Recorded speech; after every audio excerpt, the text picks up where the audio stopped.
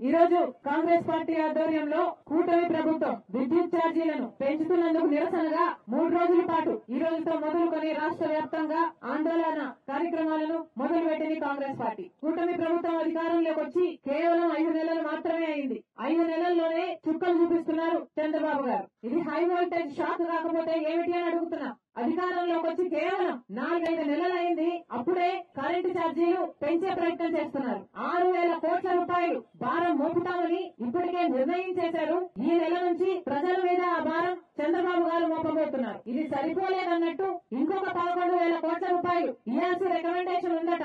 అది కూడా త్వరలోనే ప్రజల మీద మోపే ప్రయత్నం చేయబోతుంది కూటమి ప్రభుత్వం. మొత్తం మీద 17,000 కోట్ల రూపాయలు విద్యుత్ ఛార్జీల కింద ప్రజల నుంచి వసూలు చేయబోతున్నారు చంద్రబాబు గారు. ప్రజలు ఏం పాపం చేశారు చంద్రబాబు గారు అని అడుగుతున్నాం. మీకు ఓట్లు వేయడమే వాళ్ళు చేసిన పాపమా? చంద్రబాబు గారు సమాధానం చెప్పాలి. చంద్రబాబు గారు ప్రతిపక్ష నాయకుడిగా ఉన్నప్పుడు చెప్పిన మాటలు వైసీపీ ప్రభుత్వం అప్పుడు 5 సంవత్సరాల అధికారంలో ఉంటే చంద్రబాబు గారు ప్రతిపక్షంలో ఉండి వైసీపీ ప్రభుత్వం 9 సార్లు కరెంటు ఛార్జీలను పెంచింది అని వాపోయారు. 35,000 కోట్ల రూపాయలను జగన్మోహన్ రెడ్డి గారు వైసీపీ ప్రభుత్వం ప్రజల మీద మోపారు ఈ భారము అని చంద్రబాబు గారు ఏడ్చేంత పని చేశారు. తెలుగుదేశం పార్టీ అధికారంలో ఉంటుంటే ఇది జరిగేది కాదు అన్నారు. తెలుగుదేశం పార్టీ అధికారంలో ఉంటుంటే కరెంటు ఛార్జీలు పెంచబోకపోగా 30% ఛార్జీలను తగ్గించే వాళ్ళము అన్నారు. 35,000 కోట్ల రూపాయలు వైసీపీ ప్రభుత్వం జగన్మోహన్ రెడ్డి గారు ప్రజల మీద భారం మోపినందుకు చంద్రబాబు గారు ఇన్ని మాటలు మాట్లాడారే. మరి ఈ రోజు చంద్రబాబు గారు ముఖ్యమంత్రిగా ఉన్నారు,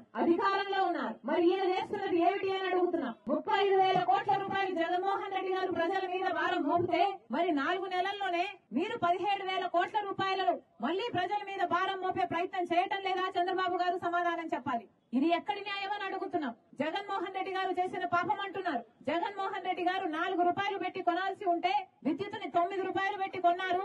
అన్ని అవకతవకలు చేశారు అంటున్నారు. హిందూజా లాంటి కంపెనీలకు 1,200 కోట్ల రూపాయలను అనవసరంగా ఇచ్చారు అంటున్నారు. మరి ఇన్ని అవకతవకలు, ఇన్ని తప్పులు వైసీపీ ప్రభుత్వం చేస్తే మీకు అధికారం ఉంది, ఎంక్వైరీలు వేసుకోండి. ఎక్కడ శిక్షించాలో అక్కడ శిక్షించండి. అంతే తప్ప ఆ భారాన్ని, ఆ శిక్షని, ఆ శాపాన్ని ప్రజల మీద మోపడము ఎంతవరకు భావ్యము? చంద్రబాబు గారు సమాధానం చెప్పాలి. అసలే నిత్యావసర ధరలు పెరిగిపోయాయి. ప్రజలు బ్రతకడం ఇప్పుడే భారం అయిపోయింది. మొన్నే వరదలు వచ్చాయి, కోలుకుంటున్నారు. అలాంటప్పుడు చంద్రబాబు గారు ఈ నెల నుంచి విద్యుత్ ఛార్జీలను పెంచుతున్నారు అంటే అసలు మానవత్వం ఉందా అని అడుగుతున్నాం. ఇది ఎక్కడి న్యాయం అని అడుగుతున్నాం. ఎవరో చేసిన పాపానికి ప్రజల మీద ఎందుకు మోపుతున్నారు అని అడుగుతున్నాం. అసలు ఇది ఎక్కడి లాజిక్ అని అడుగుతున్నాం. చంద్రబాబు గారు అధికారంలోకి వచ్చారు, అక్కడ బీజేపీ ప్రభుత్వాన్ని కూడా నిలబెడుతున్నారు. ఈ 5 ఏళ్లే కాదు, గత 5 ఏళ్ల నుంచి కూడా 10 సంవత్సరాలు బీజేపీ పార్టీకే ఊడిగలు చేస్తున్నారు మన ఎంపీలందరూ. మరి మన బలం మీద ఈ రోజు బీజేపీ పార్టీ అధికారంలో ఉంటే మరి బీజేపీ పార్టీ ఆంధ్ర రాష్ట్రంలో ఉన్న ప్రజలకు కష్టాలు వస్తే ఎందుకు ఆదుకోవడం లేదు?